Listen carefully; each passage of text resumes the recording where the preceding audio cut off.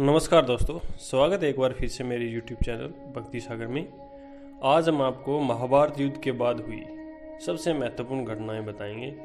शायद आपको पता ही होगा कि महाभारत युद्ध कितना बड़ा था, कितने दिनों तक चला था पांडवों और कौरवों के बीच। तो उसके बाद पांडवों का क्या हुआ और क्या घटनाएं घटी, जिससे उनके साथ क्या हुआ, कहाँ रहे, कैसे रहे, इसके बारे में आज हम आपको इस वीडियो में बात करेंगे। तो चलिए शुरू करते हैं। महाभारत का युद्ध जो वर्तमान हरियाणा राज्य के कुरुक्षेत्र में लड़ा गया था, मानव इतिहास में अब तक लड़े गए सबसे भयावह युद्धों में से एक माना जाता है। धर्म ग्रंथों के अनुसार यह युद्ध इतना विनाशकारी था कि केवल 18 दिनों के चलने के बावजूद इसमें लगभग 80% भारतीय पुरुषों की आबादी की मृत्यु हो गई। महाभारत के ग्रंथों के 1/4 से अधिक हिस्से में मात्र इस युद्ध का वर्णन किया गया है। महाभारत का परिणाम क्या हुआ? महाभारत युद्ध के परिणाम स्वरूप पांडवों की संख्या में कम होने के बावजूद जीत गए और कौरवों की संख्या में पांडवों से कहीं अधिक होने के बाद भी हार गए। इसका कारण उनमें कर्मों का माना गया है, नीति और अनीति की राह पर चलने को माना गया है, विधि के विधान के पक्ष और विपक्ष में खड़े होने के माना गया है। पांडव युद्ध जीत गए और कृष्ण ने पांडवों में सबसे बड़ा युधिष्ठिर का राज तिलक कर दिया।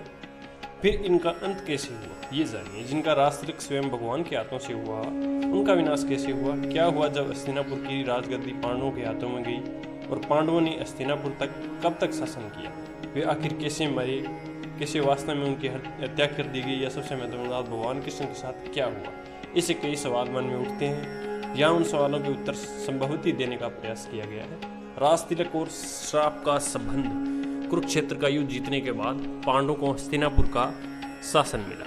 युधिष्ठिर को हस्तिनापुर का महाराज बनाया गया, लेकिन दूसरी तरफ गांधारी एक दुखी स्त्री महिला के रूप में विलाप कर रही थी, अपने 100 पुत्रों की मृत्यु का शोक मना रही थी। जब युधिष्ठिर को सिंहासन सौंप दिया गया और श्री कृष्ण का हस्तिनापुर से विदाई लेने का समय आया, तब गांधारी के पास गए और गांधारी ने श्री कृष्ण को उनके वंश का अंत हो जाने का श्राप दिया। पांडवों का राजकाज।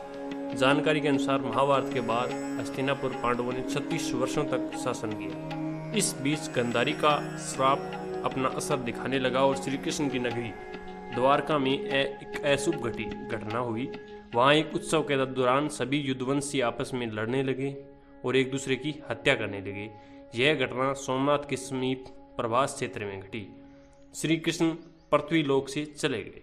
उधर प्रभास क्षेत्र में युद्धवंशियों के एक दूसरे को मार डालने के बाद बलराम जी अपने लोक को वापस चले गए। इसके बाद श्री कृष्ण वहीं प्रभास क्षेत्र में एकांतवास में रहने लगे। एक दिन वह ध्यानावस्था में एक वृक्ष के नीचे बैठे थे। तभी जरा नाम की एक शिकारी ने गलती से उसके पैर में तीर मार दिया और श्री कृष्ण ने वह मानव देह त्याग दी। भगवान कृष्ण के बैकुंठ लौट जाने के बाद देव ऋषि वेदव्यास ने अर्जुन को बताया कि श्री कृष्ण और उनके भाइयों का जीवन समाप्त हो गया है। फिर कलयुग की शुरुआत। जानकारी के अनुसार श्री कृष्ण जी जिस दिन बैकुंठ को लौटे, उसी रात को 12 बजे से कलयुग का प्रारंभ हो गया। वेदव्यास जी से श्री कृष्ण के प्रयाण की सूचना मिलने पर युधिष्ठिर अपने प्रपोत्र प्रशिक्षित का राज तिलक करते हैं, फिर अपने सभी भाइयों और द्रौपदी के साथ हिमालय की ओर चले जाते हैं। महाभारत के अनुसार हिमालय से वह स्वर्ग चले जाते हैं और इस यात्रा में कुत्ते के रूप में आए यमदेव का उनका मार्गदर्शन करते हैं। इस यात्रा का परिणाम क्या हुआ? जैसे जैसे सभी पांडव हिमालय पर ऊपर की तरफ चढ़ते हैं, वे एक एक करके गिरने लगते हैं और उनकी आत्मा का उनका शरीर छोड़ने लगती है। यह क्रम द्रौपदी के साथ भी शुरू होता है और भीम की मृत्यु पर समाप्त होता है। उनकी मृत्यु के कारण उनकी इच्छाओं, आकांक्षाओं और उनके गर्व के कारण होने वाली परेशानियों से जुड़े हैं। केवल युधिष्ठिर थे जिन्होंने किसी भी चीज पर गर्व नहीं किया। इस कारण वे केवल वहीं जीवित रूप में हिमालय के ऊपर स्वर्ग में प्रवेश द्वार पहुंच पाते हैं। स्वर्ग और घटनाएं। स्वर्ग के प्रवेश द्वार पर भगवान यम कुत्ते के रूप को त्याग कर अपने असली रूप में आते हैं और युधिष्ठिर को स्वर्ग में प्रवेश करने देने से पहले उन्हें नरक में ले जाते हैं।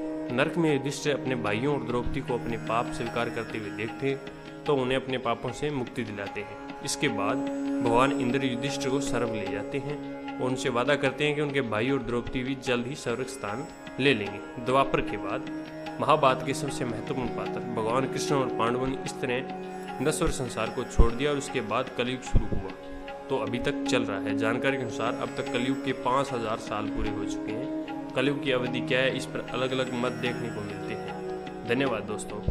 मेरी वीडियो अगर अच्छी लगी तो लाइक ज़रूर कर दें और ऐसे ही धार्मिक और पौराणिक कथाएं सुनने के लिए मेरे चैनल को सब्सक्राइब जरूर करें। Thank you.